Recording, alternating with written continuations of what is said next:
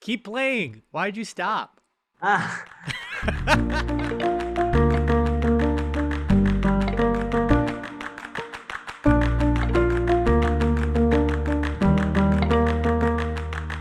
it's the quarantine. It's the quarantine piano. It's getting more honky tonk by the day. Oh man, oh man. I don't even play my piano anymore. I'm kind of afraid of it now.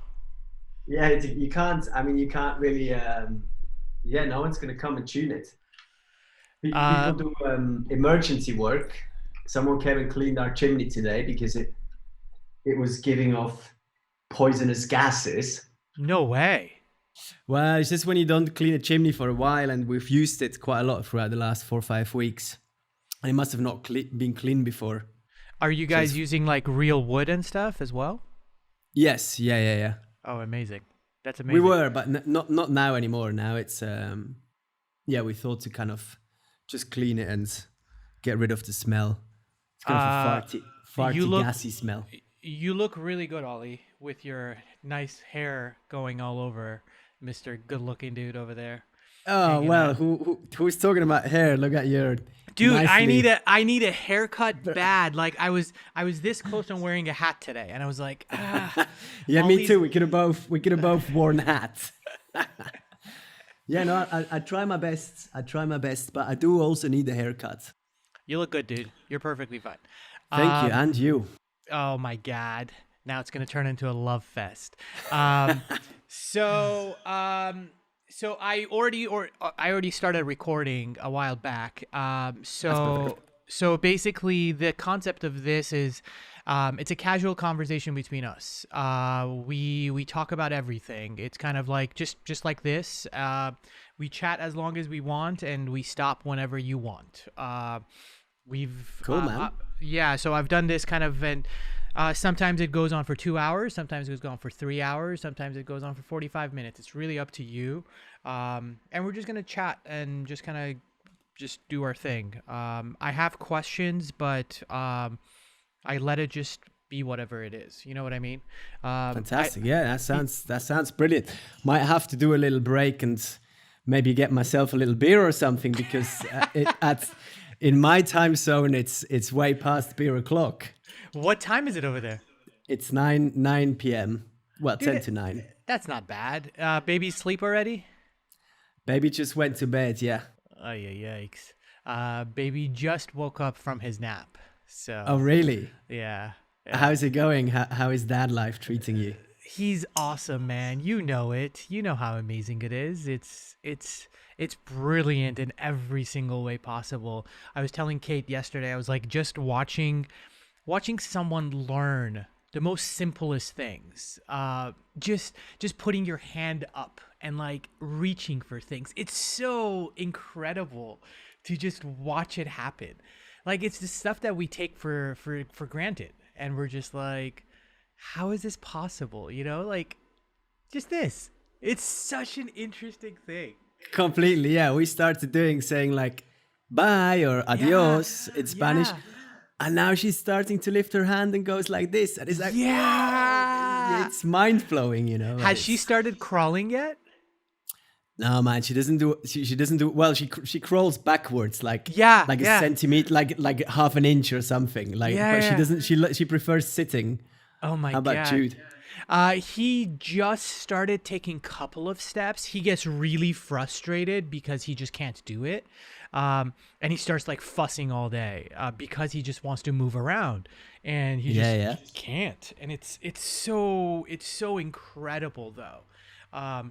But he's just like a fussy baby. Like I know that Kate talks to Lucia all the time, and it's you guys have it easy with Soul. He's this dude is an asshole. He cries he cries often, and he just wants to be. He's a very curious kid, so he wants to be touching things. He wants to be.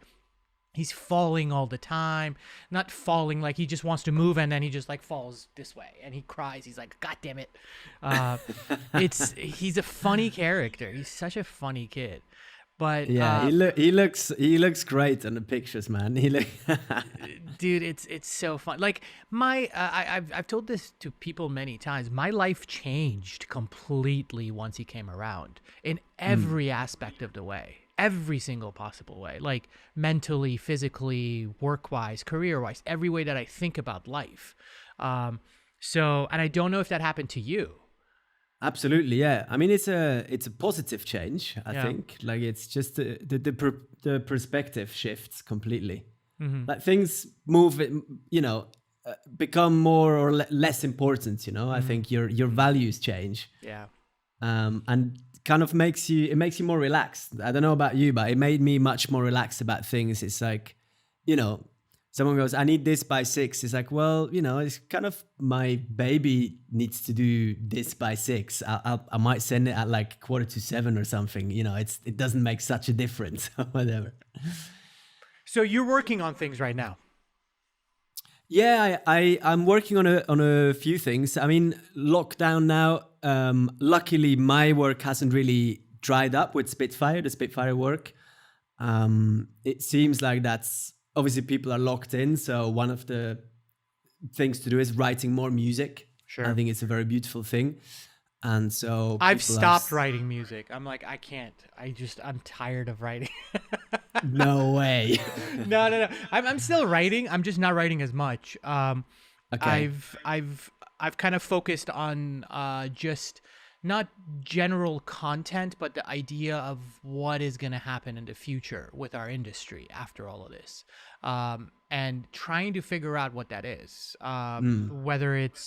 Whether it's us kind of having real conversations with people, or is it like a completely different industry that we're going to look at?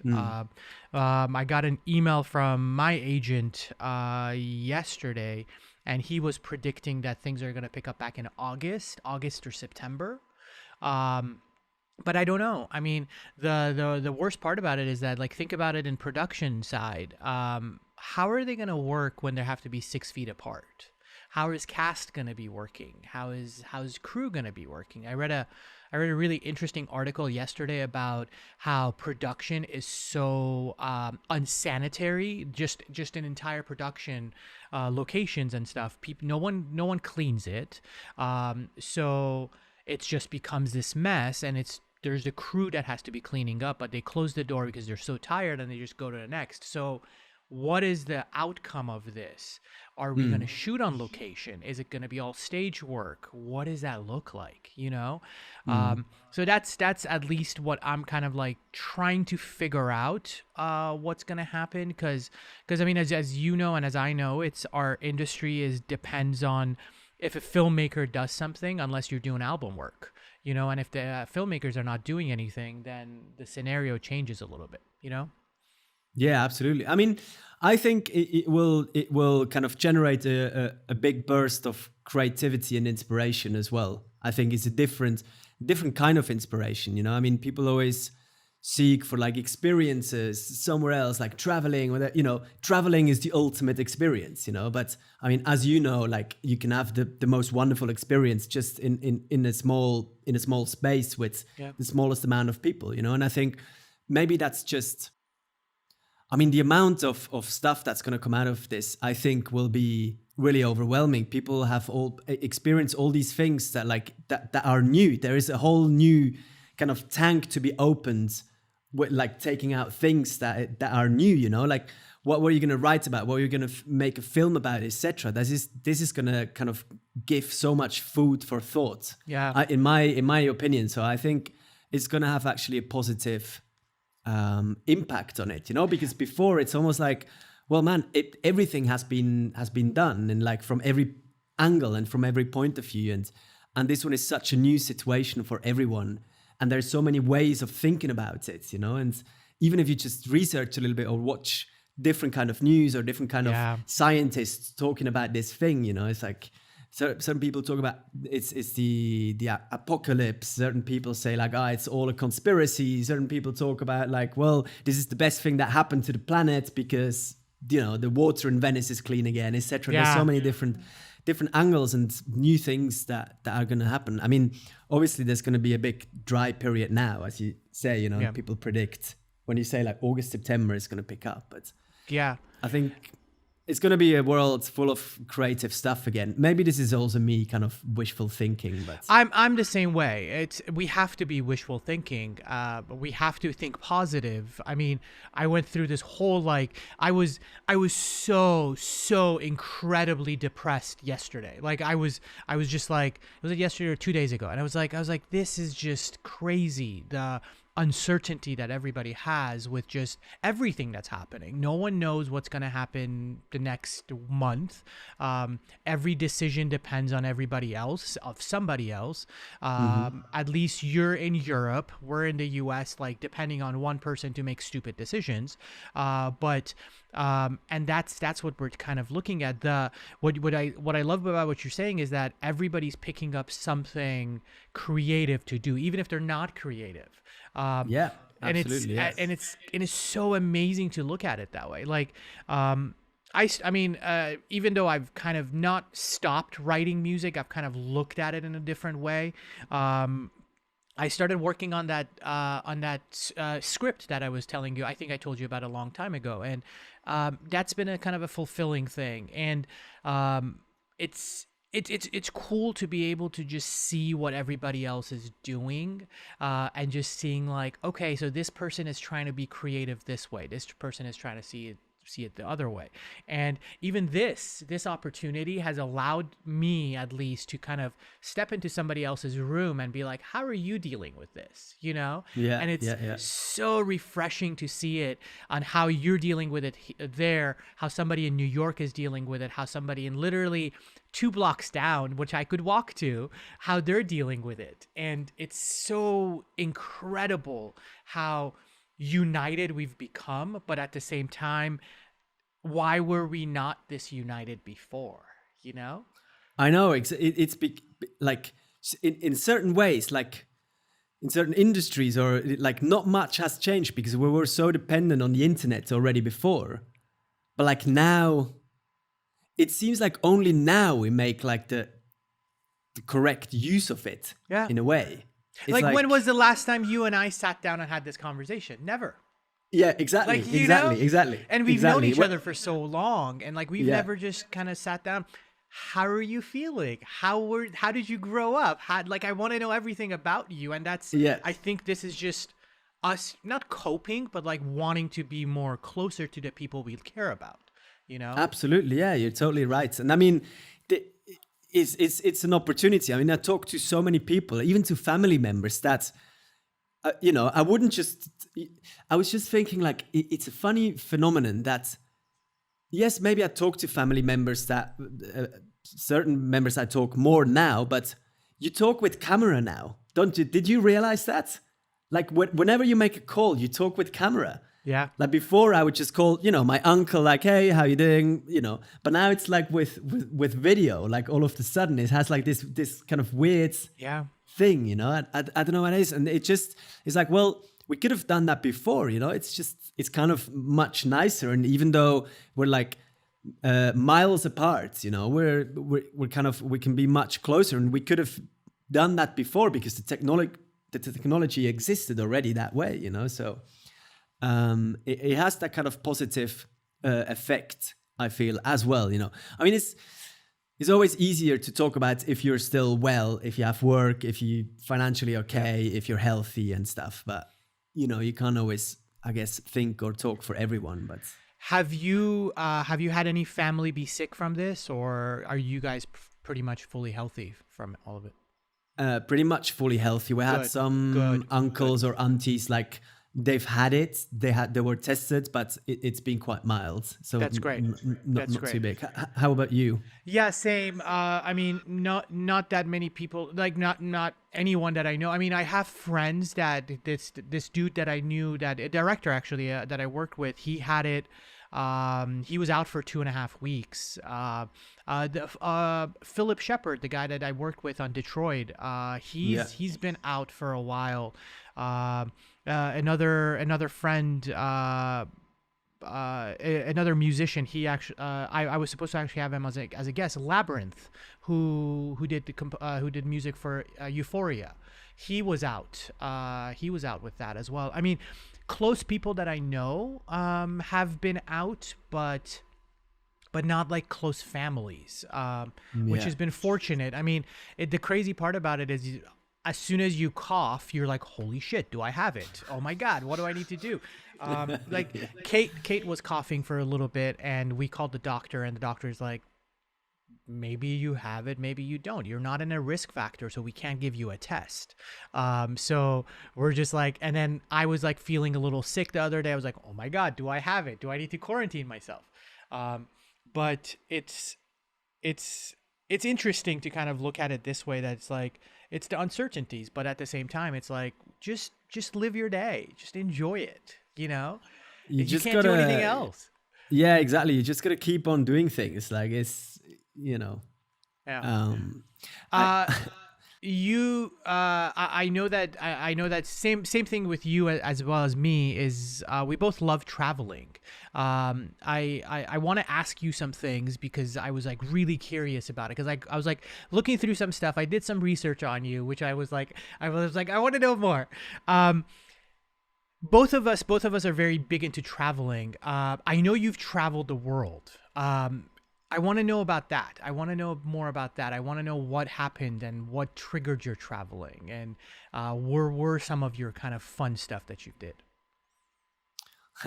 Traveled the world. I mean, traveled the world is a big statement. I've never been really to Asia, for example, but Okay. But yeah, I've been. I mean, I was born in Switzerland, and actually, the Swiss people are not very. They like to stay in their mountains.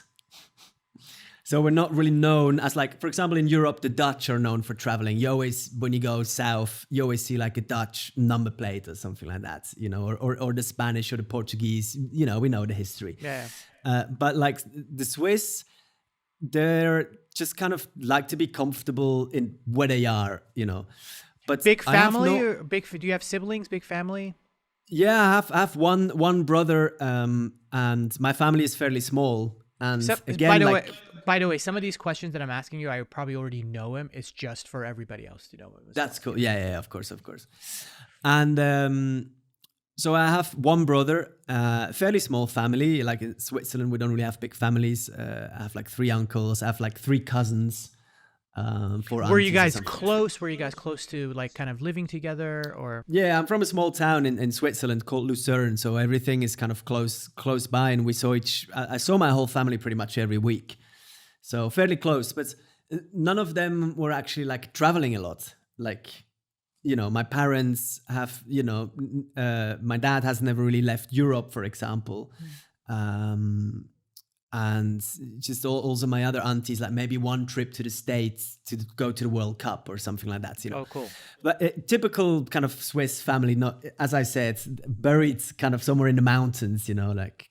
And I don't know, I had this thing already when I was like 15 or 14, 15, that I had in mind, when I'm 18, I'm going to leave. And this just kind of came up in my mind, and I just kind of had this bug in me that I needed to leave Switzerland and just go somewhere. It was a little bit later than 18 because I joined some bands, and I did some fun music schools and stuff, like studied jazz. But then when I was 20, I moved. I kind of followed the music, and I moved to England, south of Brighton, right? South of England, Brighton. Yeah, exactly. And I mean, as a Swiss guy, you know, you have to imagine in Switzerland, if you wear a little bit of a funny coat, a funky coat, like some colors, like people will stare at you, like wherever you go.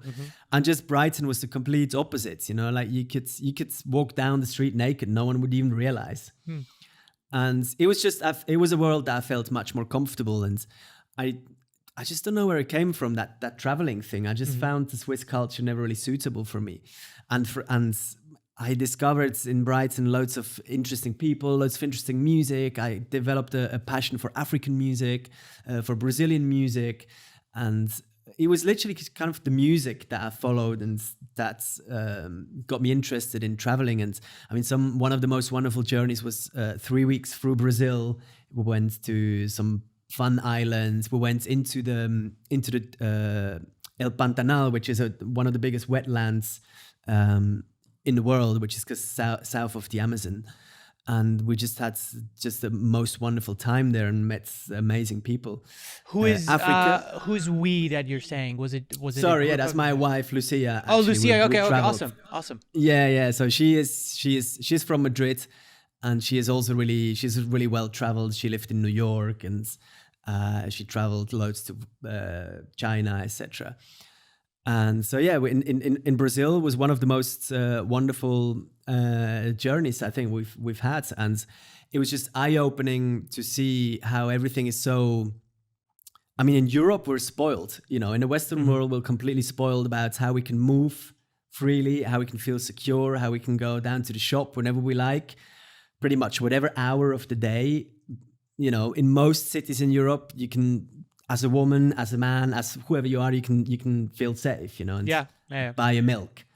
And it's just completely normal, you know. And if you just travel a little bit outside, it's just not really like that, you know. When I was in Brazil, it was like that. I was traveling through Africa. I was in Zanzibar, in Uganda. How long were you in Africa for? There we were about 3 weeks. Okay. So you're in this well. like 3 weeks here, 3 weeks there. You don't. Yeah, it seems like it. Yeah. I picked up a Rebecca from Brazil. Did you see those kind of? You know what a Rebecca is, right? The little violin fiddle thing that they play like down here, and it's like this 5-string thing that they build in the villages. No, really? No. It's so you know Antonio Pinto. We'll get nerdy a little bit. Yeah. And he's from Brazil. On all his music, there's this like distinctive fiddle sound. It's like really, really distinctive. And I was on a project, and I was like, this is gonna be interesting if we pull in some like South American kind of flavors, and I was like, I'm looking for instruments that can actually do something. And there's a thing called a Rebecca. Right. I was like, who is Rebecca? Why would I know the same Rebecca from Brazil as you do? Did you meet Rebecca while you were in Brazil? It's like, dude, Brazil is quite big. So it's made by these luthiers that are kind of, no one tells each other how to make them. Each one of these people make them a specific way, and there is no uniform way. It's handmade fiddles that they put electric guitar strings on them, and it's this really wild sound. I picked up a 5-string one from this person out of this village out of nowhere, and it's like, it's incredible the culture of music that runs around in Brazil, just in Brazil in general. And it's this unspoken culture of music, you know? And I'm sure you saw that as well. Absolutely, yeah. I mean, it's changed a lot. I'm a huge fan of like the bossa nova movement, João Gilberto Gil, like all these people. Like I love Stan Getz and João Gilberto album, one of the most incredible records. And it's just, I mean, again, it was the music that kind of brought us there a little bit. We got to know some friends actually. We lived in the north of Spain for 1 year as well, and there we got to know some Brazilian people, and they recommended us some places. But it was the music initially that got us interested, and we went to amongst other places. We went to Rio, where the hub was, for all these people, What and year was this? this was 2017, I believe. Oh, okay. So Okay. 3 years ago, not that long ago. And it's just like, I guess I talked to some people who went to Cuba, and looking for the Cuban sun and all that kind of stuff. It's lost a little bit of that original flavor, or of that stuff that you're looking for. I guess that you think you go straight into the 60s or 70s, with everyone half naked, walking along the Copacabana, like with like some guy playing amazing bossa nova. But it's unfortunately not quite like that anymore. You find a lot of interesting music. What's it called? This is the Brazilians. They play music just in the bars around the table. So basically, the band sits around the table and they play and they pass around hats and you put in some coins and stuff. And Oh wow, that's great. so that was still around here and there, but that I mean that culture doesn't exist outside of South America at all. yeah, absolutely, yeah, that's true. And I mean, it was kind of eclectic, like mixed with kind of the danger of being in the city, being in like certain favelas, and like people still making music and get on with their lives, and trying to kind of change neighborhoods and opening little stores, and bring culture and life back into everyone else's life, and it kind of feels a little bit, we're in a similar situation right now, Yeah, so yeah, we're the people that are trying to open up these little stores and bring light and hope Yeah. back into people's lives, I think. And it's very important, and I saw that really showed me the importance, of kind of Wow. music and art. And Yeah. How did so after that you went straight to Africa, or did you kind of come back to Netherlands and was there for a bit before you went to Africa? Africa was actually before Brazil. Before Brazil. Okay. Yeah, so we have some friends that live there in Uganda. It's a couple, and he works in coffee, and we coffee trading. Okay. And we went to Uganda, and from there we did a few trips. We went to some national parks, and we did one really interesting trip to the border of Congo. And Okay. we met this English guy who had a company, who was like 25 years old, who was a white guy, and he had this company, and everyone is black in this like village in this mountain. And when we came there, I mean, kids would come and touch the skin and be like, probably I'm like the second white man they see, and it's quite beautiful. But always they give you the biggest smile, It's like, Yeah. it's unlike my culture, for example, in Switzerland. Everything new is like, ooh, oh, what is this? You Yeah. know what? But there you go, and like everything new is like, and it's just fascinating to see. And so this English guy is trying to, his name is Johnny, and he works in coffee as well. And basically what he's doing there, his project is that people who pick coffee there, they pick it too early so they can sell it in order to be able to pay their school kids' fees.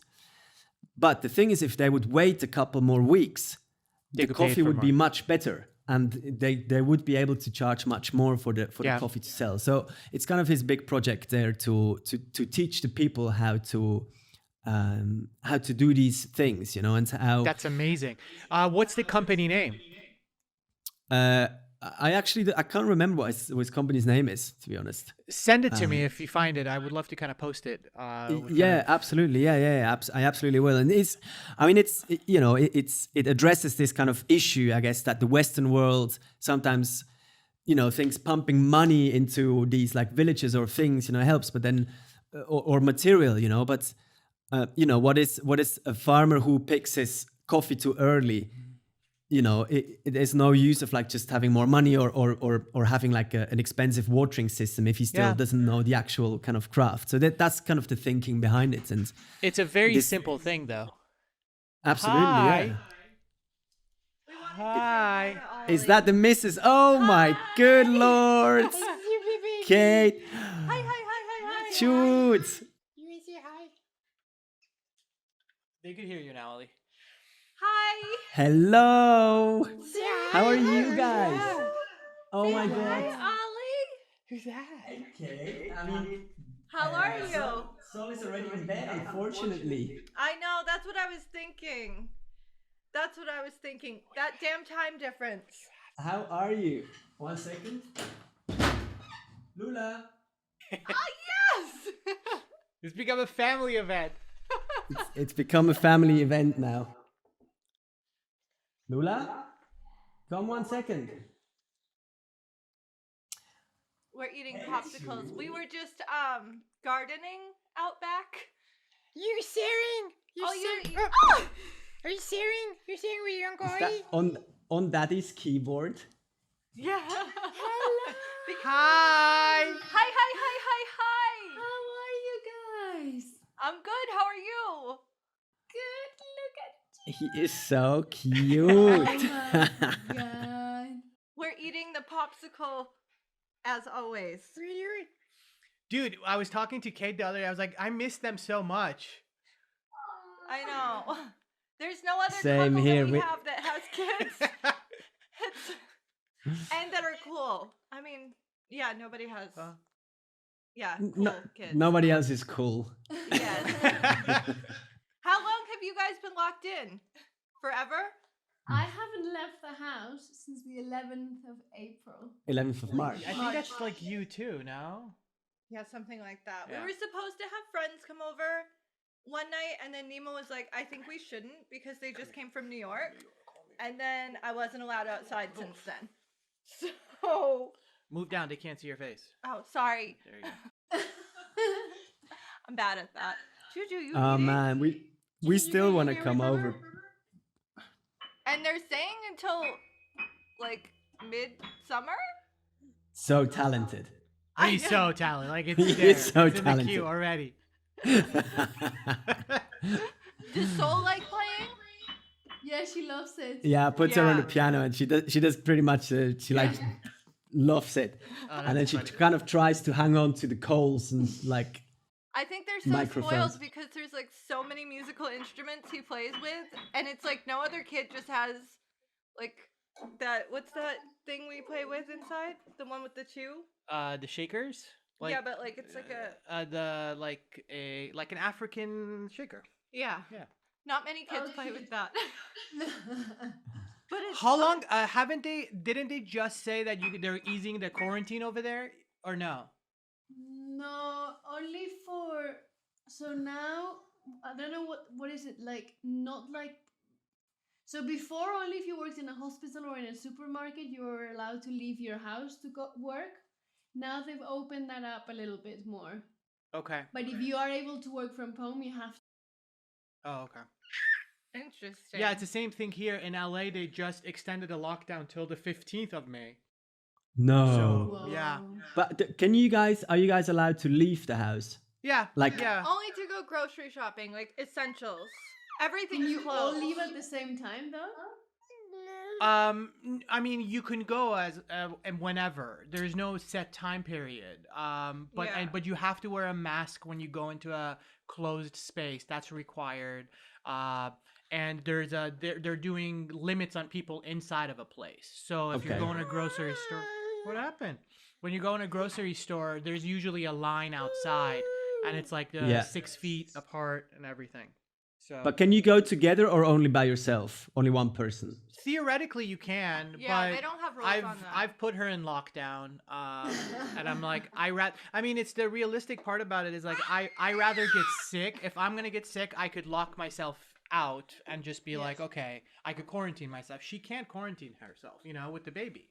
It's, Yeah, of it's course. gonna be tougher.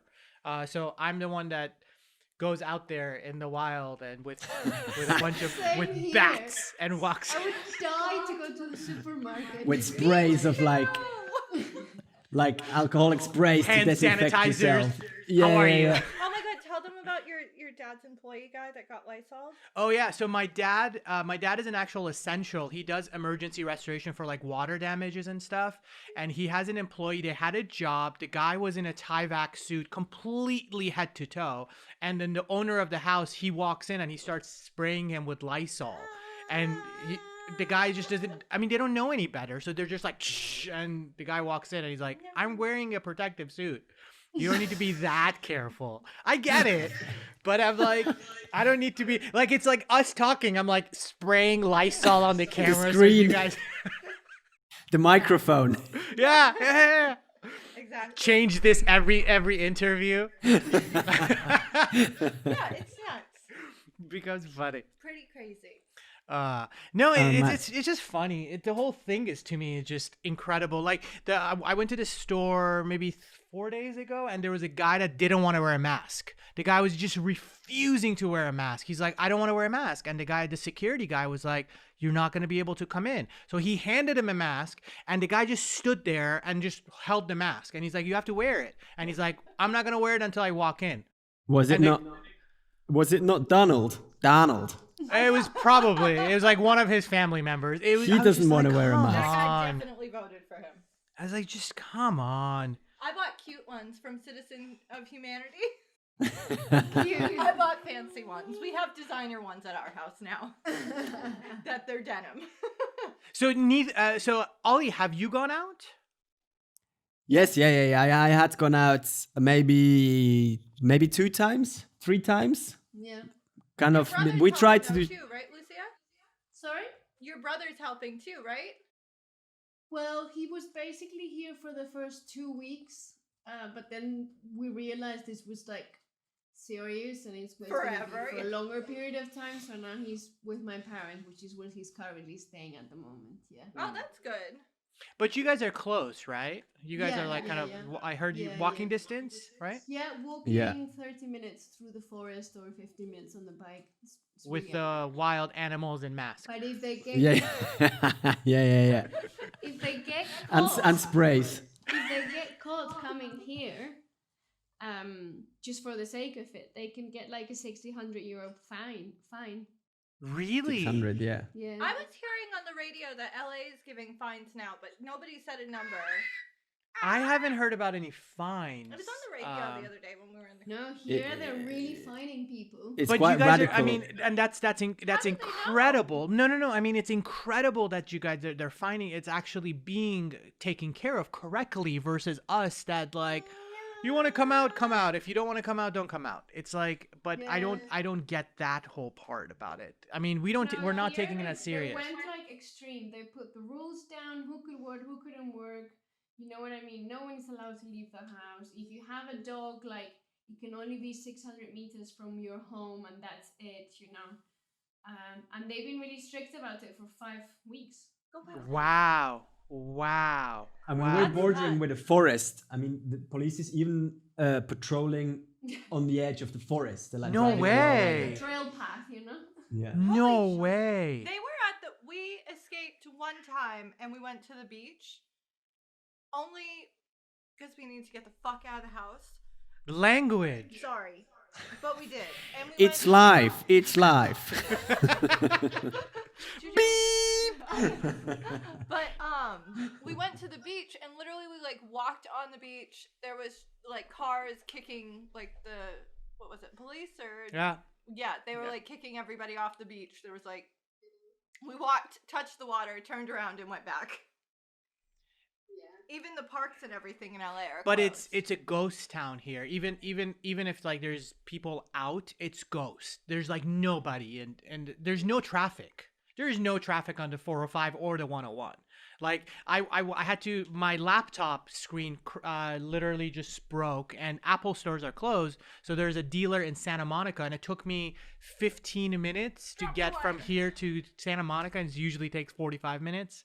It was incredible. Yeah. Oh my That's God, amazing. Sol also loves the cables.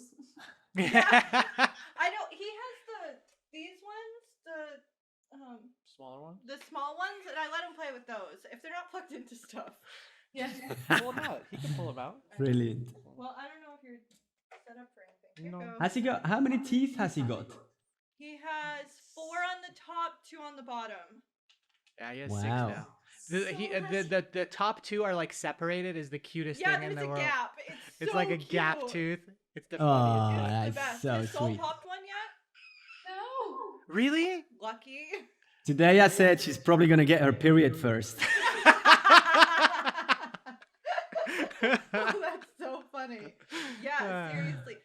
I was talking to one of my old teachers from high school. She's still like, we talk. And she was telling me that her first kid didn't get a tooth until they were 18 months. Their first tooth. And I was like, Wow, that's that's late. nuts. Like, I mean, I know I was very late, but not that late. 18 months. Wow, that is really late. Is she vocalizing a lot now? Yeah, she does not stop talking. Same. Yeah. Same. I feel like he's just complaining all the time. And It's so funny, right? yeah. It's like I'm all like, the time. stop complaining for no reason. And then if I make like a squeaky like Do you want to sit out? noise, I'm okay right now. Yeah, you talking? What are you doing? Then he'll like talk back. Yeah. It's Which the is best, fun. man. It's getting better every day, doesn't it? Yes. Thank God. Thank God. It's so much fun though. I was They're so telling much Ollie it's like a fun. life-changing thing. Yeah. It's Yes. so incredible. Yeah. For I was sure. just telling No way Nima around about that. Africa. Do you remember what Johnny's company is called? Coffee trading company. No way. And we're just to share the name. Why? Of the company. Shout out to. They have a friend who in Africa when they went to visit, that this guy teaches the people that actually grow coffee and sell coffee to wait a little longer so it can actually mature more so they could sell it more. I mean, they're just selling it so quick because they need the money, but he's they're- doing education to them in order for them to kind of like be able to make more money, even though. Oh, that's cool. No, we're just talking about traveling and stuff, and I was telling him about We're the just Africa chatting. and We're Brazil just adventure. chatting. Sorry, we crashed your mandate. What does that have to do with your work? Why are you talking? It's work. Keep Yeah. working. Why are you not working? Are you only composing music? I don't hear music coming out of your rooms. She Is does that to me all the time. She's like, "Why are you not writing music? Why are you just sitting in your room?" I'm like, "I'm doing stuff." Yeah, I mean, sometimes, we in order to write music, you have to also get some inspiration and sometimes procrastinate a little bit. There's, I mean, think YouTube. All composers are kings of Yeah, procrastination. YouTube videos are not going to watch themselves. We have to watch. Yeah, them. exactly. We have to support our the people that are making tutorials on how to make cuts on Premiere. We have to watch those. The random absolutely. lady that's sitting there and just teaching you how to compose music. It's funny. Or all those boring Spitfire audios about how to. There's just a sheer amount of Someone has to content watch out there. those. Someone has to watch that nerdy shit. Somebody has to add views to that. Yeah, it's the world of the internet is fun. Like the amount of like thinking behind of how to promote these things, like what title you give, what like, how present the thumbnails, etc. It's like a whole other science, Oh yeah, for sure, for sure. Hey, this is my I'm girlfriend trying sleeping. I'm trying to work here. Sorry. Sorry, we This is the ruined it. best interview I've had so far. So you're good. Yeah. Yes. You are my second interview.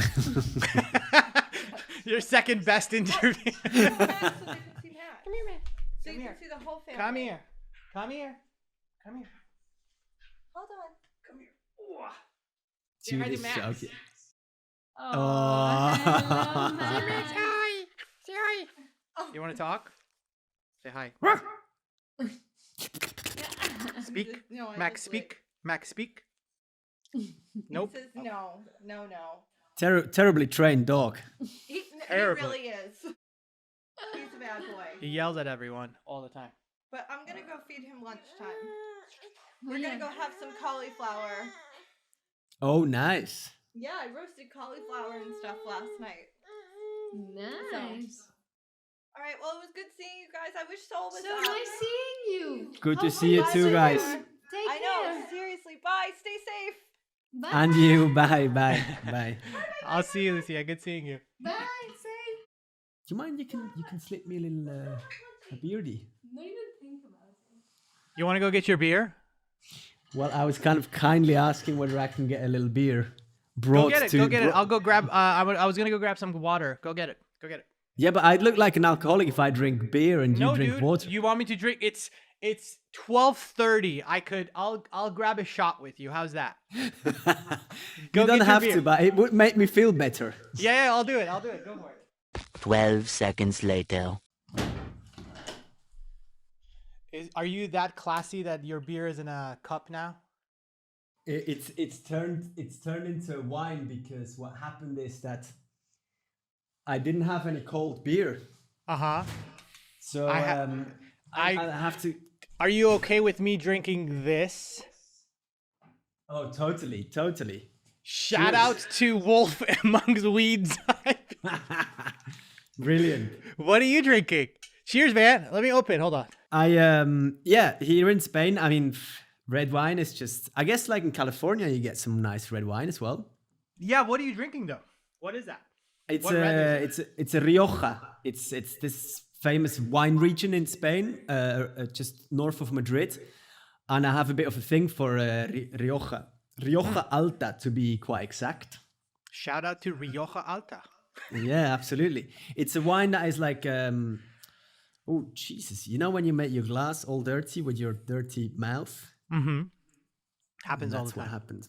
But it's a wine that is like slightly more has this woody flavor. So I like when you almost taste like forest when you drink. Like it. a I Malbec. that. Maybe, yeah, absolutely. Like a bit kind of just heavier, I guess. Yeah, I love that. I love that. Cheers to you, man. Cheers to you. I forgot where we were. Africa. We talked about that. By the way, I make notes. Some of my guests like feel weird when I lose the train of my thoughts. So I just have to let you know. I apologize if you see me look down. It's not against. It's nothing. Do your thing, man. Do your thing. You make notes. You editing a little bit afterwards, no? Very little. I like to keep it very just casual. Like even this, I usually keep. Perfect. But not for me. Yeah. Just curiosity. Yeah, I'll You can keep send you everything. the episode before I post it, and you could just take a look at it and just see what's. Dude, no worries. I'm like an open book. I'm not. Yeah, very, same. I'm very un-Swiss. Yeah. Chit chat, you know. Yeah, But- for sure. But yeah, all cool with us. I think all the more natural and the more open, the more interesting. No. Oh, 100%. I mean, I've and this comes back to that whole idea of why I started this. Once Jude was born, I had this idea. I had this thought in my head that people in general don't have real conversations. And I hate that we're doing this over on Zoom. I wish you were right here, or I wish I was there so we could actually have a conversation in person. But not that many people are willing to sit there and open up their entire world in order for them to be kind of just talk to somebody else. And I made it a mission for the people that I love, the people that I care about, for me to at least have these conversations, for me to understand them better. And it just becomes, I mean, it's better. I understand, I become closer to them, and it just adds so much more to everybody's lives. And just the fact that people will listen to this and they'll just take one thing and they'll just learn something from it. No matter what it is, just like a simple idea of your friends, it takes 18 months for a tooth to come out sometimes. That by itself is incredible. And it's just these kind of little tiny conversations that just blooms That's a beautiful into concept, things, man. You know what I mean? Absolutely, yeah. That's such a beautiful concept. I love this. I absolutely love it. You mentioned soccer. You used to play. Yes, absolutely. Yeah, I was headed towards a football career. I Really? mean, my whole life. Yeah, my whole life was dedicated to football. My dad was into football. My dad's twin brother played in the high league in Switzerland. I mean, it's Switzerland, you know, but we also have we have a league in the highest league. They're pros. They live off it. You on the guys have highest too. amazing players. It's true now. We got a little better now. Like it's true that we have good players these days. And Like yeah, it's Shaqiri, there is Zaka, I think that's his name. Shaka, yeah, he plays for Arsenal. Yeah. Yeah, you guys have a really good team. Yeah, it's true. It's a better team now. So you were headed for a career, and then your knee or your meniscus, something. Yeah, my knees, my meniscus, my ligaments, everything went when I was 17. So Wow. that was my turn into music. So actually quite late. Were you in an academy, or was it just like kind of you were in a league? Yes, I was in a selection team in the under 16s. And that's where the accident happened. I mean, Wow. I'm saying I was headed for a career. Even if you're like in a selection team, like it still takes, For sure. even like, even people, I was playing with people who were, I think one person lives of this now who is playing for a pro team. So it's still highly, 1 in 100 or so makes it, after all, even if you're in a selection team. It's a tough kind of, like every industry, it's tough to get right to the top. But I was, training 4 or 5 times a week, playing games on the weekends. It was my main thing, and kind of playing piano was just my hobby, like. What position were you playing? I'm a huge football fan, as you already know. I'm a huge I can tell you're all well informed. I was playing the most wonderful position there is. I was playing number 10. Oh, really? Yeah, That's which is incredible. kind of forward midfield. I was the one who plays the deadly pass. The last pass for the forward to then. Do you still play? Like, do you? No, are you not allowed to play at all anymore? I can't play because of my knee at the moment. I'm actually waiting for a knee surgery. My meniscus. So I did that stupid thing. So after my injury, I actually had like 3 surgeries on my knee. I played again, hobby-wise, so music became my main thing. And then when I moved to Brighton, as I was saying before, I kind of stopped doing sports. Had other things in mind, and then after like 5 years, I was living in loads of different places, and I came back to London. I was like, oh man, I should do some. I'm so unhealthy. I should do some sort of sports. Thought I was the same. Started kickboxing, and just after like 3 weeks, injured my knee right away again. So, and since then, it's all gone a little funky. And I'm actually, because of this virus thing now, I can't do my knee surgery. I mean, understandably, I'm happily giving up my space because it's no emergency. I just can't do heavy sports and stuff at the moment. How crazy is the surgery? It's not a knee replacement. It's like just kind of replacing the meniscus, right? Or just repairing the meniscus, right? They just have to either repair it or trim off the broken bit. The meniscus is this annoying, like this pillow in between your knee. Yeah. So they say to not take it out. I cracked my kneecap playing volleyball, so I still have a crack on my kneecap, and I still have really bad knees, and I can't go skiing anymore. I can't do any of that. It's just like my knee just twists on itself all the time. It's really painful. I go to the doctor now, and they're like, "Yeah, you got to get a knee replacement probably in like 10 years." And I'm like, "Okay." That's what they tell me. Yeah. I'm like, whatever. I'll live with it until I need to get it replaced. In 10 years, there might be some new advanced technology where it's very simple to do this. Yeah, or they change your knee and you become 6'5" or something. Make you grow. That's so funny. Why would you and I need that? We have egos that are fucking massive. Our egos are just tiny compared. When you traveled to all of these places, did you collect? Did you grab things? Did you kind of buy stuff to just kind of collect? Because as you know, I collect instruments, and if I was doing what you were doing, I would be buying everything. I would be just kind of. Did you bring back stuff? What was important at the time to you when you were doing all of these traveling? I think for me, it was the experience that was most important. Amazing. I did always have the intention of buying something, but I don't know. I don't think like a memory souvenir or whatever, Yeah, I mean, I did buy kind of souvenirs, but then I think I'm the typical person that falls into the tourist traps, and then I buy I was in India like about a year ago for a friend's wedding, and where in India? In Chennai, southeast India, and we went to see some temples and stuff, and there's these guys around. They sell these these little drums, and they make them sound really cool. They put spit on their finger. The tabla. It's not exactly a tabla. It's like it's like a shittier version of a tabla, I guess. Yeah, the touristy version. I'm always, The touristy version Yeah, of the it. tourist version, but like I'm always like falling into the trap, and then I end up buying it for like completely overpriced, and then I never play it because I Yeah. can't play it, and you probably, it's not supposed to sound good, and I don't know. I buy that kind of stuff. I bought Same. some nice maracas actually in Brazil, but Yeah, I'm the same way. Like if it looks good, I buy it, and I'm just like, I'm never gonna know how to. I'm not never gonna learn how to play it. It just looks cool or whatever. You know. I bought this thing in. Hang on, I'm gonna get it in Yeah. Africa. It's the best example again. 1 second. 12 seconds later. It's like an Mbira.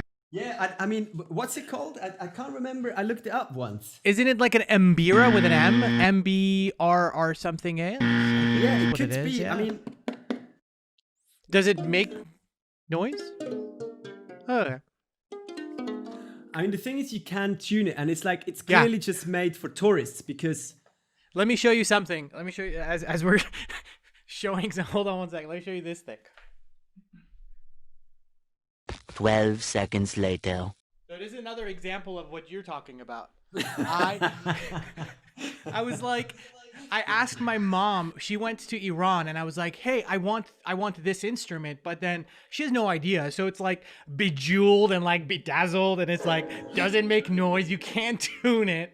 Like you can see, No, you can't all tune it it comes for- to like this. So it's like bunch of strings coming. I'm just like, what is this? And she probably yes, spent it's- so much money on it. Yeah. Oh man, it's exactly that. I mean, it's like it's not doing the real thing. This is just string. This is just ordinary string. It's And probably like the- when you when you there's- tune it, it's like it's wood. It's kind of it bends. So when you tune the first thing and then you tune the second one, it obviously changes the tension of the wood. Yeah. So it detunes the first one again. So it's kind of impossible to tune. That's funny. But I don't know. It's decoration now. It's like when someone comes like, yeah, I'm very cultured. I traveled to Yeah. Africa. I bought this thing of this guy. Like this phenomenal musician. Of course, and then you put like one of those fake skulls next to it, and you're like, this is what the guy owned, and this is the guy. Yeah. He sent me Oh, this man. after. That's so funny, man. That's so funny. Brilliant. But yeah, I try when I travel. I try to get some stuff. So I bought this little drum in India. I bought the maracas in Brazil. I bought this thing in Africa. So I haven't bought an instrument from LA. I don't know what's typical Californian. A surf guitar, but you could buy that anywhere, man. California doesn't have any instruments. At least not that I know of. Where we have crazy composers. That's all we have, man. Yeah. Oh, I'm planning to become one of those as well. Please, soon. Please. Please, do it, we don't man. have enough. We don't have enough. Come on. I want to talk to you about Time for Tea. Oh wow. Okay. Well, oh my good lord. You've. Yeah. Okay. I want to talk about that. So Time for Tea is basically a project that one of my best friends, Tiago, started. It's his baby, and Tiago is a friend that I met. He was the first person I met on the islands in Brighton, basically. So it's a very kind of deep friendship that connects us. And you would actually get on with him really, really well because he is very kind of multicultural. He's got like a mixed background. His mom is from Lebanon, and both his grandmothers are English, and his dad is half English and half Spanish. So he's got a very kind of mixed background. But then he grew up in Portugal. Amazing. Yeah, so we met in Brighton, and pretty much the first day we met, we said we're gonna make music together, and I went off and played in several other bands before, and he did his solo thing called Time for Tea, which is Time for Tea. It's an homage to Tiago, Time for Tiago, and it's Time for Tea, also the English thing, Very tea English, time. yeah. So it's a bit of a wordplay there, and.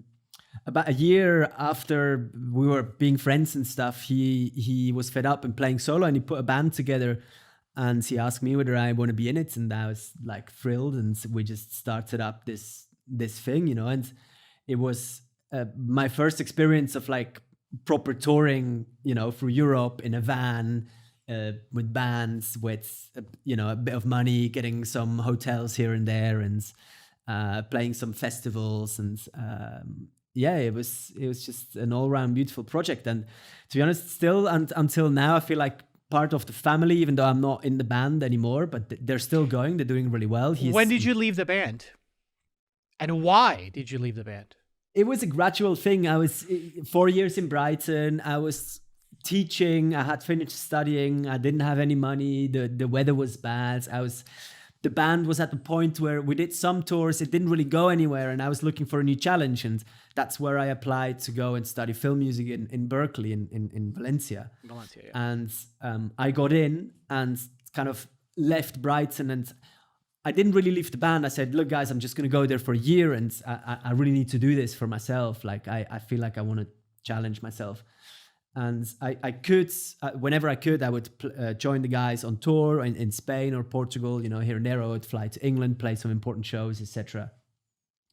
And when I came back, I moved to London, and then I even traveled down to Brighton for band practice and gigs and stuff. And it was then just after a while where I would say, like, guys, I think it's now a bit too much hassle to always come down to Brighton. And, I'm really sorry, but I think it'd be better, if you look for someone else, or, and it kind of fell into place because Tiago was then also moving back to Portugal, and it kind of frizzled out a little bit there anyway. Got it. Does the band still exist? Does Tiago still kind of do? Yeah, absolutely. Okay. Yeah, the band still exists. We're still great friends. We're the best. Like great. Tiago got Lucia and I. He got us married basically. Oh wow, that's amazing. Yeah. Thanks for the invite. Ah, damn it. We didn't know each other then yet. I know. We didn't know each other then yet. So you moved to London, and then this is after you finished Berkeley, or is this before you finished Berkeley? After I finished Berkeley, I moved to London. And then when did you, as far as timing is concerned, I know you've done some BBC writing. I know you've started working with Spitfire. Timeline, did you start working with Spitfire before you start writing stuff for BBC, or how did that work out? How did you get involved with Spitfire? Yeah, so when I moved back to London, I was still very much in band mode, like playing with bands, touring, gigging, etc. And the whole, using the computer for me was a total new thing. That was in Berkeley. I used the computer for the first time to make music. Like, wow. Before I was all anti-computer, I was really an analog guy. Like we had recording a desk at home in Brighton and stuff, and we used to kind of do the whole thing analog. And now it's be like, computer is ruining the music and stuff, and it's going to replace us and whatnot. But then I just got around it and kind of changed my approach, and thought, this thing can do amazing stuff and be an incredible tool for creativity.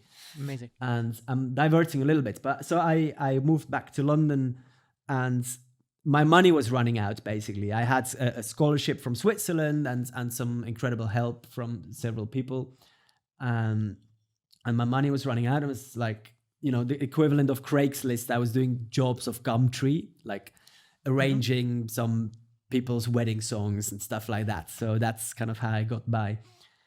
And I went to this festival called Tune Up. It's a music production festival.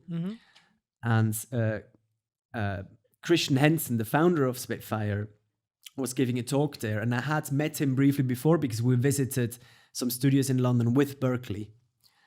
And I came in late, and I was only able to sit right in the front. And then he gave a talk, and he just came off stage, and I was just also getting up because it was a break, and I only just caught like his last 10 minutes, and I bumped basically into him, not really on purpose. I was just like, hey, Christian, how you doing? You probably don't remember me, but we're visiting your studio. I was the guy who really loved your Wurlitzer, and he was like, oh, okay, cool. How's it going? And I'm like, well, to be honest, quite shit, because London, the weather is tough. Like, I have no money. It's hard to find work, etc. He goes, well, it's going to be like that for another 10 years. And I'm like, oh, well, okay, thanks. Any other advice? And he's like, oh, go traveling as long as you don't have kids. And I'm like, okay, well, but I'm trying to settle. Have you got a job for me? Kind of just like that. And he was like, Actually, yes. Yeah. Gave me his email, and that's how it started. I became his assistant for a year, and then I moved gradually into Spitfire. Spitfire exploded. When I started with Christian, we were like 7 people, and now we're 70. And I was really lucky to be part of that adventure, and I grew with them, and I learned pretty much everything I know in terms of composing and doors and stuff. Yes, with Berkeley, but then also like with Christian, just looking him over the shoulder, assisting him, and then just kind of creating my little role within Spitfire as, I guess, kind of demonstrator of the products. I do some testing for them, like doing some educational stuff, and that opened up just so many doors in many ways. Shout out to Spitfire and Christian. I know that he's an amazing man. He's such a I mean, I've met him a few times, and I've known about Spitfire a long time. I mean, one of the most hardworking and most sweetest people I've ever met. But with a really cool little attitude that he has, that kind of he just doesn't give a fuck on what people think, and he just does what he wants to do, and that's amazing. And that's so refreshing to see, especially in our industry. That he's very focused, and one of the most important assets, I think, is very non-judgmental. Yep. 100%. Which is beautiful. He just always sees the best in everyone, and he always just kind of brings out the best in everyone. It's incredible. He's an enormous inspiration. It's wonderful to kind of watch what he's doing for the community and for art and for music. So, so some of the younger composers that always listen to this stuff or just kind of ask me questions. I know that you're now married with a kid. That's kind of we've all know. When did you meet Lucia, and how did that whole kind of relationship evolve within your career? And she is the reason, I think, also where I'm at the moment. I mean, I think without her, I'd still be probably living in Brighton, wearing colorful fur coats, funky hats, and just play like little bars. You're just a stylish person, man. There's nothing wrong with that. I'm so jealous of all your pants that you have, man. Those printed pants you have. How do you know my pants? How do you know my pants selection so well? Every time I've seen you, like, you wear these like amazing pants, and I'm like, God, I wish I could do that. I like put on my fanciest black t-shirt for you today. Oh, thank you so much. I could tell. It's a good black. Yeah, thanks. Yeah, no, but I mean, she is like one of these people that has like a lot of drive and she's very talented, and I think that was like what attracted me. And she was exactly like almost a little bit similar to Christian, like just bringing out the best in people, like just very amazing. Non-judgmental, positive, and just, yeah, I don't know, just she got out the best of me, and she supported me a lot in choosing this new path of trying something in like writing to picture, go and study more like film music and stuff, you know, like just not in a pushy way and saying like, oh, I'm not going to be with you if you don't do that, you know. It's just kind of, I don't know, it just always felt like, and I think maybe you agree that when you meet someone and you feel stronger as a team or with that person, I think then you know that's the right person. Is 100%. It's 100%. I think it's the easiest way to kind of explain. So for me, it was never really a question, relationship or career. For me, it was just always one kind of big, powerful boost that we were together conquering the world in that sense. And I think we're still in the same boats. Like as a family or as a couple, I mean, we've moved in the last, I mean, we've known each other since 9 years, and I think we've moved over like 8 times or something like that. And we lived in many like different countries and stuff, and we're still planning to do more. Now we have a baby as well. Course. I mean, as you know, we're So where's home for you then, Ollie? Oh man, that's kind of a deep question, I think, for me. The reason I ask is I've struggled with that idea. I've struggled with that because idea. You have a much more different background, right? You have like a mixed background. Yeah, I mean, I grew up in Iran, and I moved to the US when I was like 13, 14. So my identity was kind of set in both worlds. And now that I can't go back to Iran, it's a whole nother dichotomy and dilemma that I face within myself. So the idea of home is very interesting to me, of what people consider home. I had this struggle for a while of wearing a cap of just whatever that logo is. I always saw people wearing LA hats, Boston hats, New York hats. It's because that's home for them. Hmm. I could wear a Manchester United hat and I'd be like, all right, cool, that's my team, but that's not home. Um, Sure. and there was a whole, I mean, probably 6 months that I was like, what hat do I wear? Until I decided, I was like, doesn't matter what hat I wear. It's as long as like it's part of me and as long as I consider it part of myself. To me, home has become everywhere. Home has become where I am staying right now until the next step.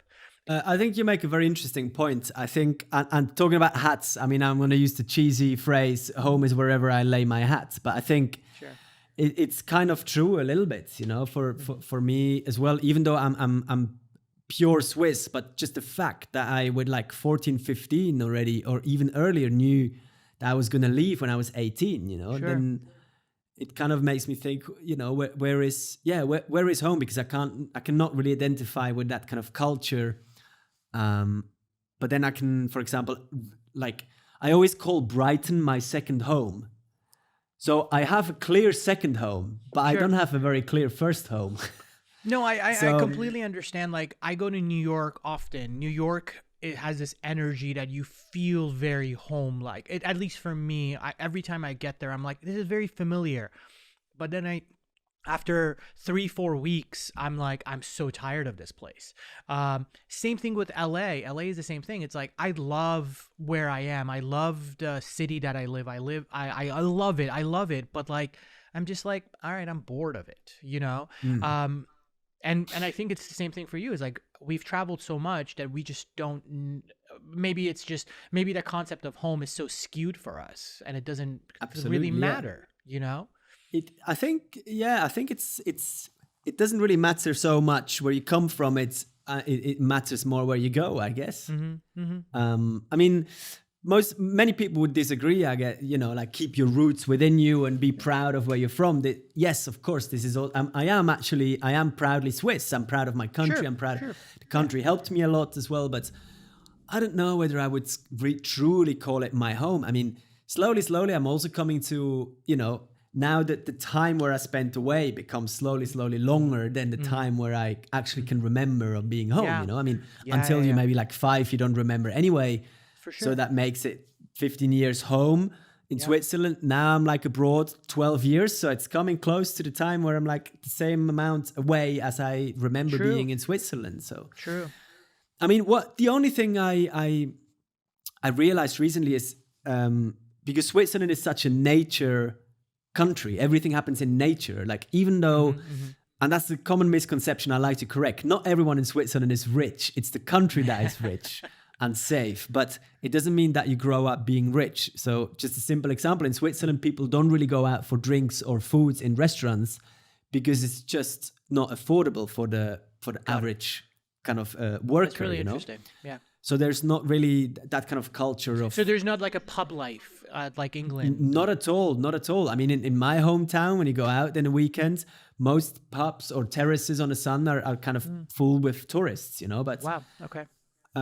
there's other priorities that the And average you were Swiss in a person has. smaller town, right?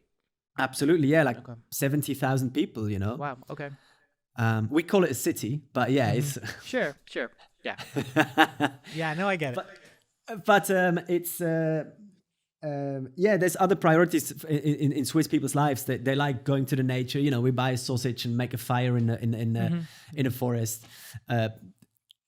Sounds funny now, actually talking to someone in LA, No. but do you know what I mean? No, I mean, In Switzerland, that's you're allowed to make fires, and it's obviously not that hot, so there's like these barbecue places, and you put a sausage on, and that's your Sunday plan, and that's what people love doing, So, but that's the thing is like I was talking to Kate about this, and I was like, my family immigrated to the U.S.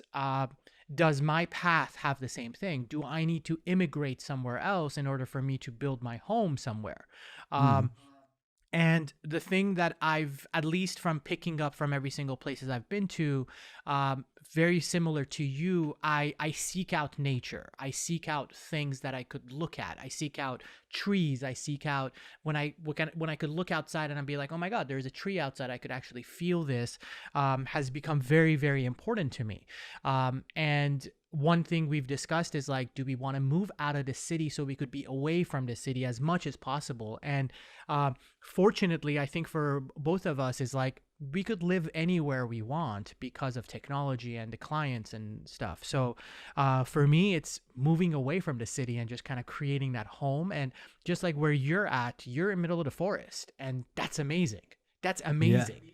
And that's, I think, being well versed in travel, you always come back to the same idea. It's like big cities are big cities, but then the culture is outside of those cities. It's the people you meet outside of those cities that have been there for 40 years, have built roots, and they have the stories to tell you. Oh, absolutely. And Yeah. it's Because and the it's city that people culture have that brings in, you know? Absolutely, yeah. You're totally right. I never really thought of this that way because city people usually have similar stories. No, Yeah, it's true. It's like the shoemaker who lives outside who has like the most incredible stories, or it's the whatever, you know. Like absolutely, yeah. These are the people you want to connect with and learn from, Sure. and Yeah, I mean, I think it's just because interact. I'm just getting older and I'm seeking out kind of culture more versus just like partying more. But I'm seeking out for more stories. I'm seeking out for like people that just, I mean, it's just the random person that you meet off the street that you're just like, holy shit, you have so much to tell and you've been itching to tell it. But yeah. there's no one is asking you about it. And it's just because we're not so connected with each other. And I think nowadays it's like, now we're so much more connected and we just want to be connected. And I think that's the thing. And it comes back to that same idea. It's like, wherever we want to build our home, I think that's what it is. Our world has become our home.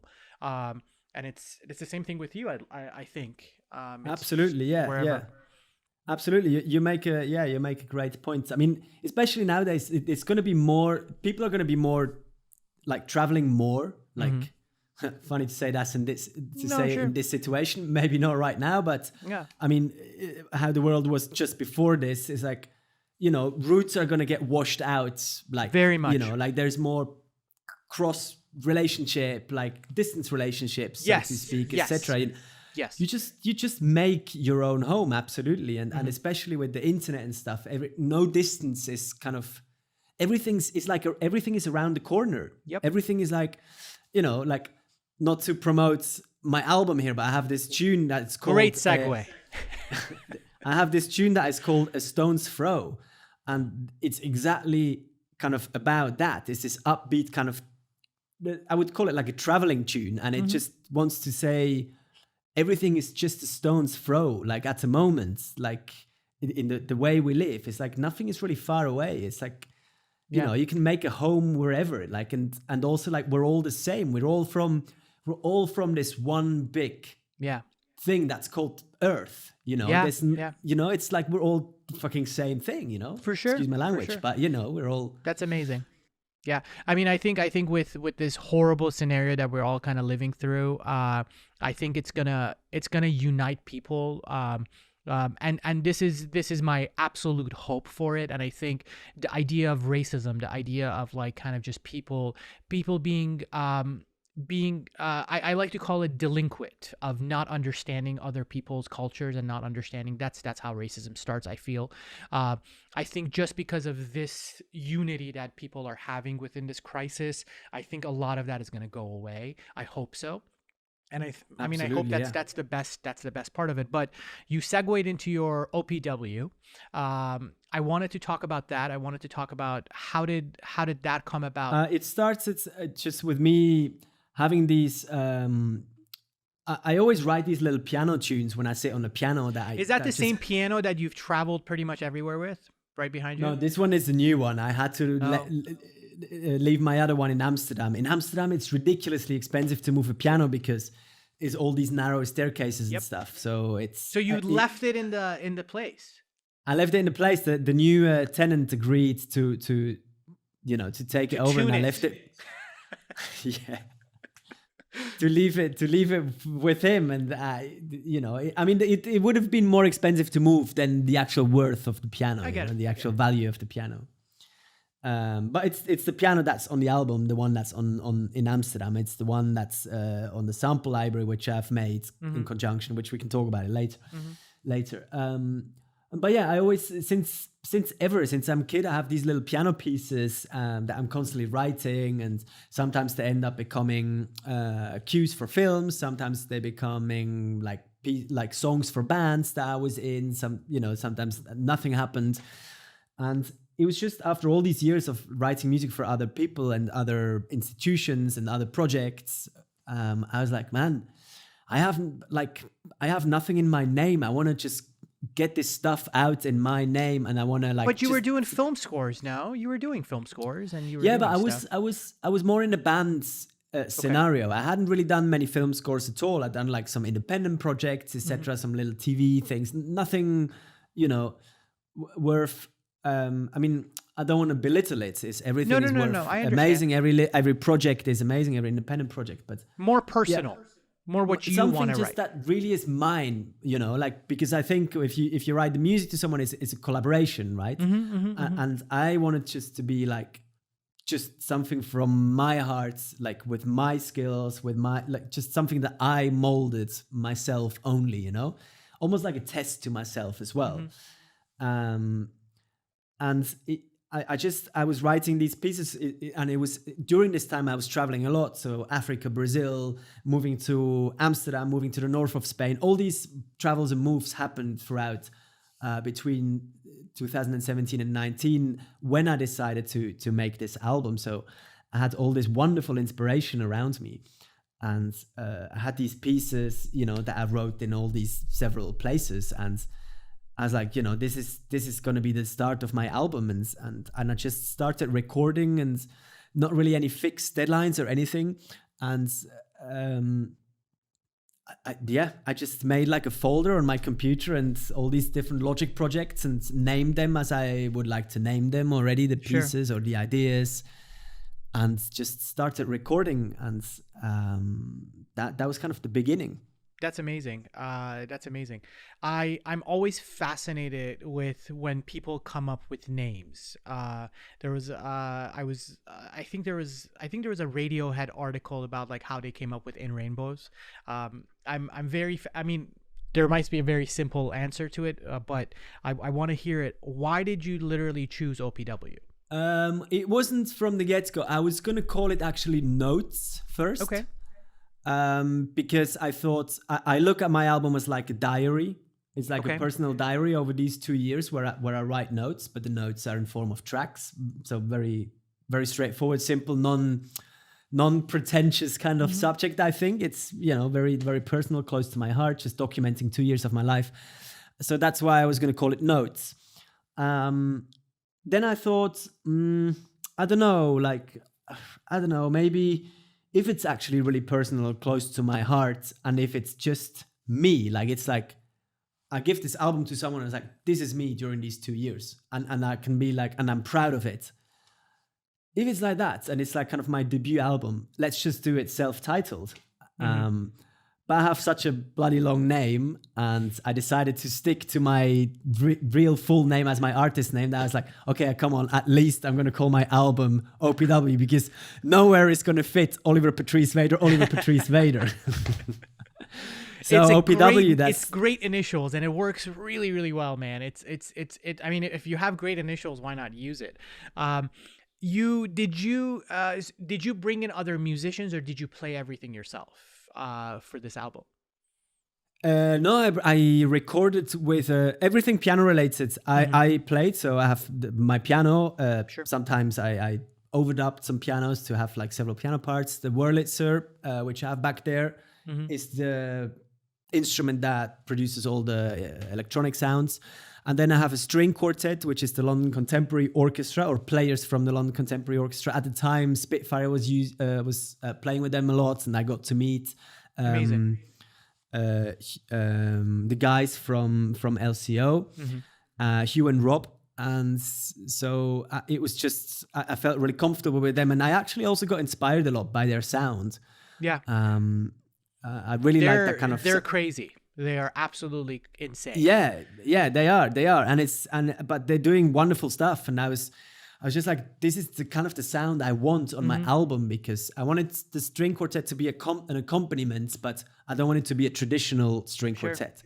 Sure. So I recorded a quartet for them, with them. Then I recorded some solo cello in Amsterdam with a friend of mine. I recorded some flugelhorn with a jazz trumpet player she's from Amsterdam as well.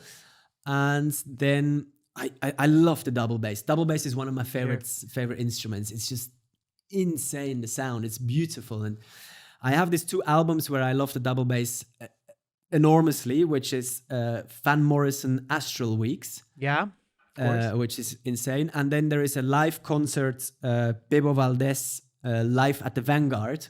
I haven't seen that. And that is like, Bebo Valdez is this Cuban pianist, which is amazing. And the double bass sound on those 2 albums are just mind blowing. And so I was always gonna have a double bass on there. So I recorded that separately.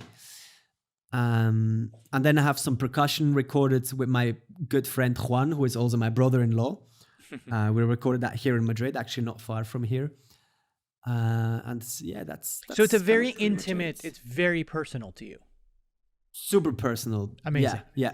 And that's kind of just shows in the production as well. Everything is, fairly dry mic'd, close mic'd, kind of organic connections as well, apart from the LCO, which is a bit more through Spitfire, but we all became good friends as well. And but that's the trend that we're kind of going as far as music is as well. It's, even in the film industry, whatever, the visual media industry, we're going in this trend of kind of intimacy and personal stuff and much more smaller ensembles, a group of not.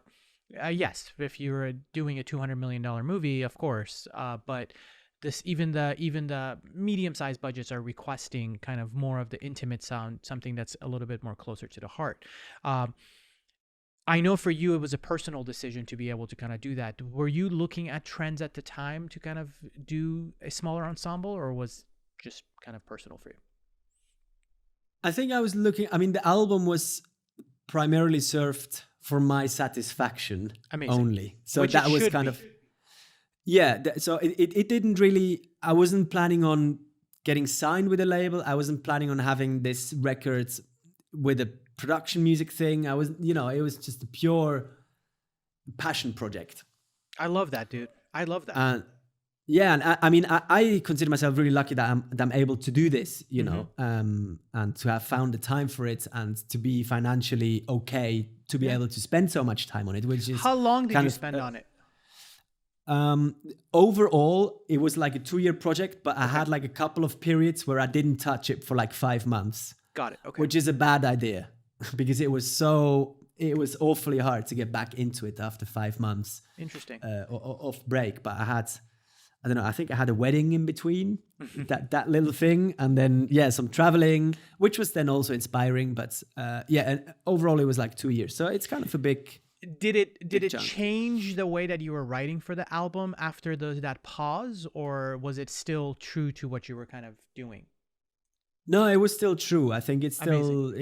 Yeah. Because every time I step away from a project, when I come back to it, we've all been there, that all of a sudden everybody goes on a hiatus and it's like, okay, we'll come back to it after the holiday break. It has happened to me many times that I come back and I'm like, oh my gosh, this could be a little bit more interesting, or let me change the direction a little bit. That didn't happen to you. You knew what you were going for. Oh, I see what you mean. Okay, I see what you mean. Like I all of a sudden I would get a hiatus for, I don't know, 3-4 months. We're gonna go re-edit this film, and then I'm working on something else. And obviously we have that idea of 10,000 hours when you spend on a composing or on whatever skill it is. That 10,000 goes to, I don't know, 10,500, and you're learning new skills. You're like, oh, I could do this better, or I could do this differently. Did that happen for you during this album?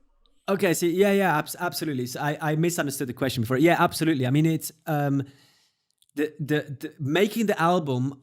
I mean, it was the biggest emotional roller coaster I was ever on. I mean, from like, I'm gonna quit music. I don't think I should ever call myself a musician or artist, to like being like, fuck yeah, this is insane.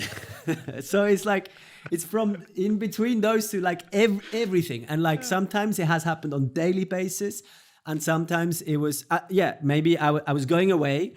I mean, not purposely, maybe 3-4 months, and then pick the things up and be like, oh, okay, this is, wow, yeah, I know what I've got to do now. This makes sense.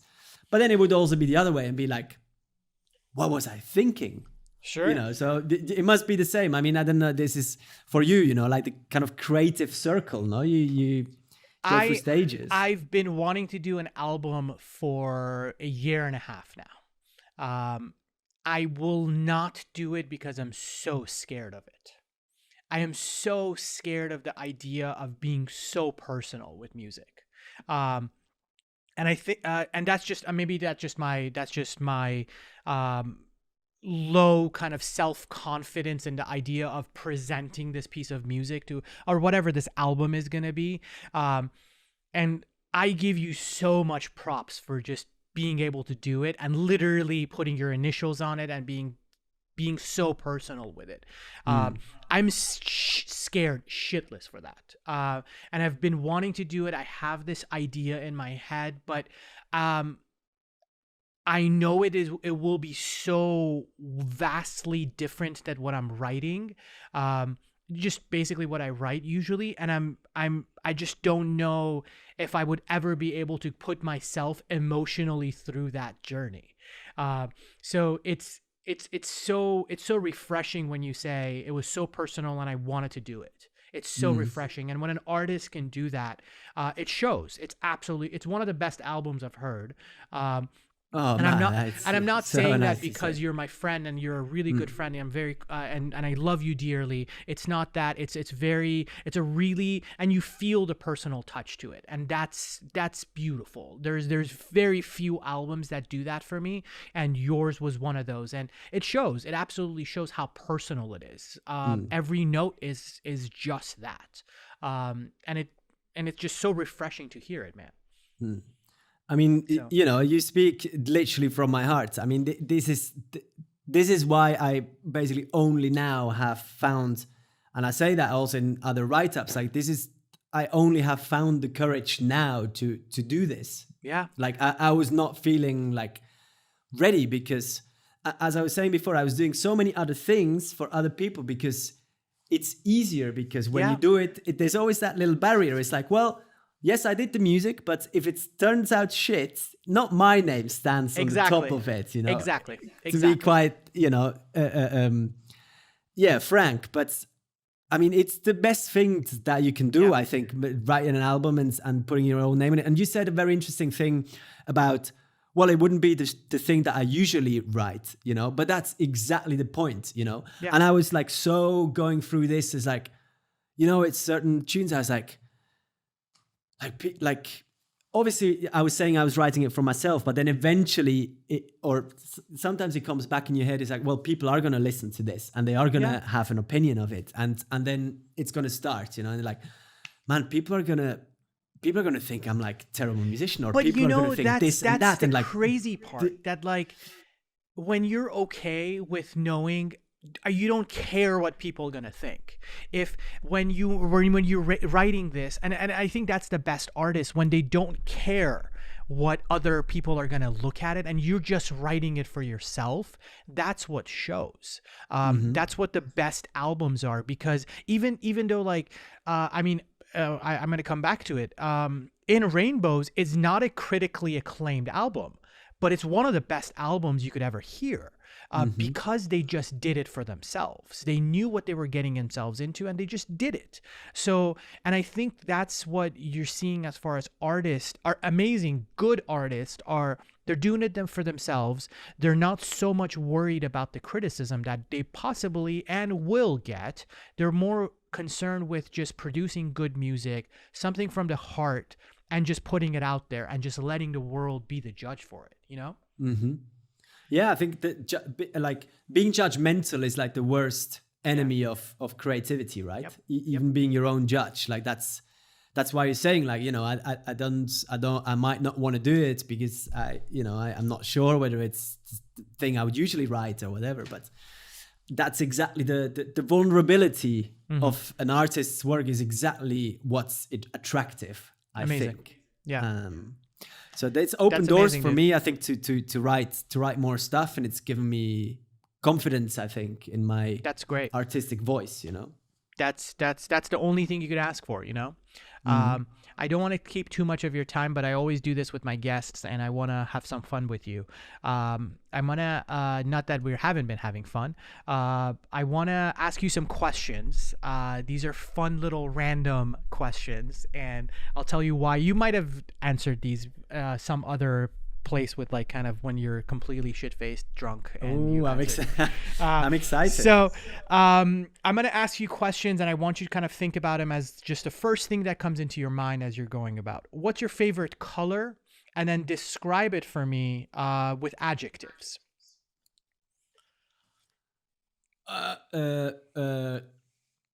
Green. Okay. Why? Magic, calm, energetic, liberating. 3, not 17, man. Energetic. Sorry, dude. Fucked it Magic, up. energetic, Liberating. liberating. Okay. What is your favorite animal? And then give me adjectives. Lion. A lion. Adjectives.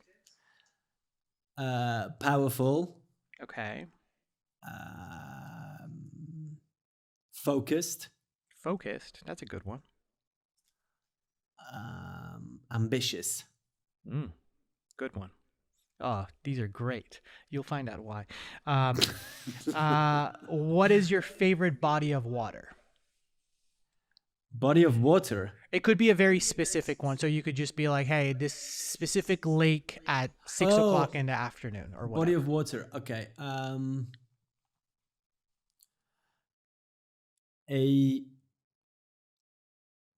A mid-sized river in the Swiss Alps. What is it called? Do you know? Yeah, of course you do. What's the river I mean, called? okay. Well, let's say it's the river in my hometown. It's called Reuss. Reuss. Awesome. Adjectives for it.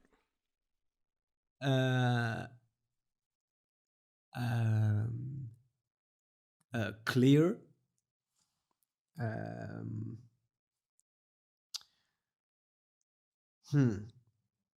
How does it make you feel when you're there? Yeah. Is homely a word? Homely? Feels like Home. home. Feels like home, actually, like following up on our conversation. Now thinking about it, I guess that would make me feel somewhat at home. And what's the word I'm looking for?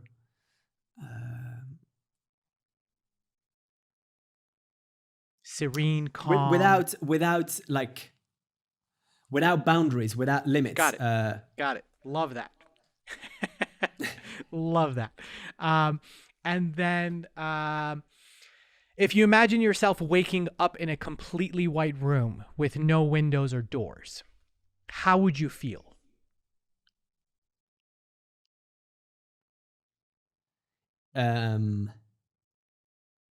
Funky.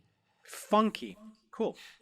So these are questions that you're supposed to ask someone when you first start dating them. And it is so funny how, like, it kind of starts describing you. So the green color that you said, it's how they view themselves, how you would view yourself. So you view yourself as magical, energetic, and liberating. The lion is how other people view you. So you're powerful, you're ambitious, you're focused. The body of water is how you are in bed. and you said homie without limit. You said very clear. And That then is brilliant. and then the last one is very dark. Is how you actually view death. And you view it as very funky. Yeah, I mean, it's kind That's of so funny. it's kind of, I mean, apart from the lion thing, how other people view me, I can confirm this could be. It's what Yes. yeah. No, I It get it can be limitless with me in bed. Yeah. It can be limitless. Yeah.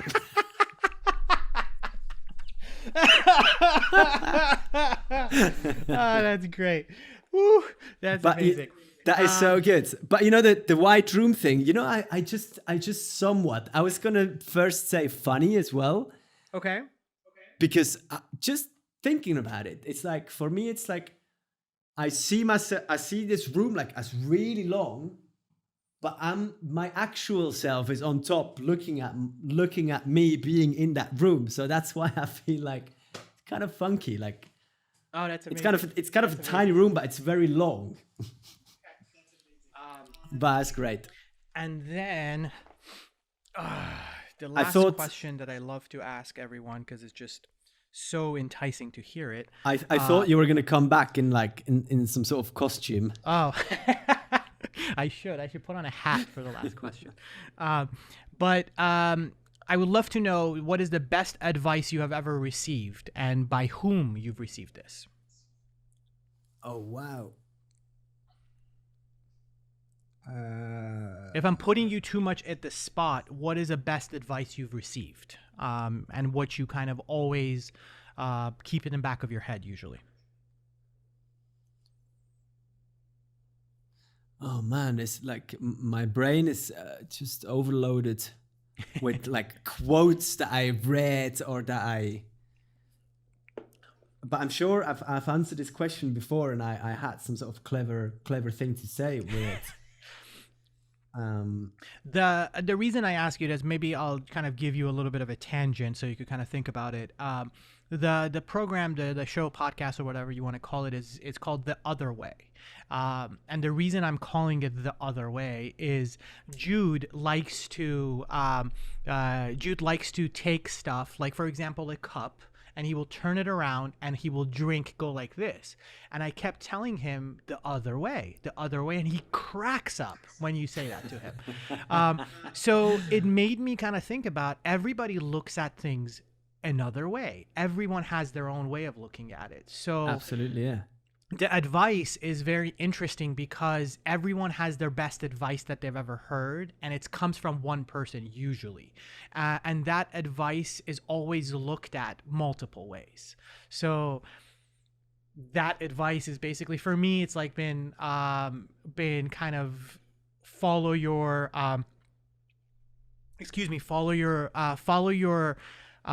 idols, but don't follow your lifestyles. That's a very big one for me. And follow your idols, but don't follow your lifestyles. No. Follow your idols, but don't follow their lifestyles. Oh, their lifestyles. So yeah. understand exactly what they've done in their lives, and just know how they've done it, and follow that route versus being like, oh, I want to be Steven Spielberg. You know, Yeah, so how Steven Spielberg got to where he is, it's through a path that he went through, and what is he doing and what did he do? That's what I always focus on, versus being like, oh, okay, he spent this much money on this, he did that. Maybe it was the right thing or wrong thing. And I always say this to everyone. I was like, be you, because everybody else is taken. That's another advice. That is good. that is great. Yeah. That is great. Yeah. Damn it! I should have said that. God damn it! We'll take it. You say it now. Be you, everyone else is taken. Yeah, Jesus, I mean, I had to get. What is something that Christian told you when you first started? I mean, I have several actually. I like, for example, was it Picasso that said it? Good artists copy, great artists steal. Yeah, that's a great one. So for me, I like that a lot. Who do you copy then? Sorry? Who do you copy then? I didn't copy that. I mean, there's a lot of different anecdotes actually now getting into it. So there's apparently this thing where Picasso sits in the restaurant. It's funny as a Picasso one as well. Like I'm not specifically a huge Picasso fan, but apparently he just draws a little something onto a napkin in a restaurant, and he leaves the restaurant and leaves the napkin behind, and the woman comes and sees it and grabs it and runs after Picasso and goes like, you know, can I have this? Can I? How much for this? She knew it was And- Picasso. Yeah, she knew it was Picasso, and he goes like 60,000, whatever currency, and she's like, "What? This only took you 2 seconds?" And he's like, "No, it took me a lifetime."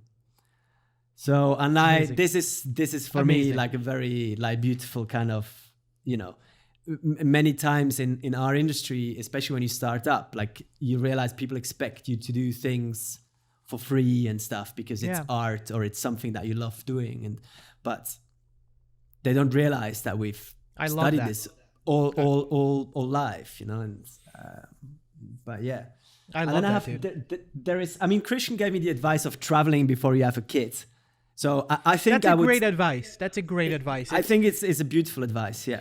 Ollie, I have no idea how. I usually don't know how to end these. You are a gentleman, and thank you so much for coming on. This was awesome. Thank you for doing this. I think. Tell the people how they could find you, I guess.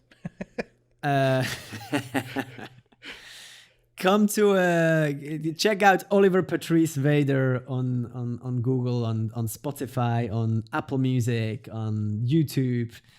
And yeah, thanks a lot for having me, Nima. This is a wonderful project. I hope people find the time to watch it all the way, I guess. Yeah, I mean, I'm making it as both an audio thing as well as a visual thing. okay. There's, I mean, I'm going all out learning Premiere and like editing it pretty sufficiently, wow. like Okay. with graphics and different things. So it's nice to watch it, and especially like kind of when Lucia and Kate comes in, it's like, oh crap, like there's their kids. It's so much fun when they see that, and Yeah, absolutely. some of the stuff you can't hear in audio, like your little tiny piano stuff that you were playing. So it's a lot of those things, and that's what's brilliant about it. When we bring in our wonderful instruments. There you go. There you go. But yeah, this is beautiful, man. I hope it all goes well, and thanks for inviting me. And Thanks, brother, man. I really appreciate it, dude. And- Go get some and sleep me. or drink more wine. I might get a bit of sleep. It's only Wednesday. It is only Wednesday. That's true. It is only Wednesday. All right, brother, right, man. Thank you Nima. so much. Have a wonderful night. I'll talk to you, buddy. And you, love you lots. Love you lots too. See you soon. Bye. Take care. Bye.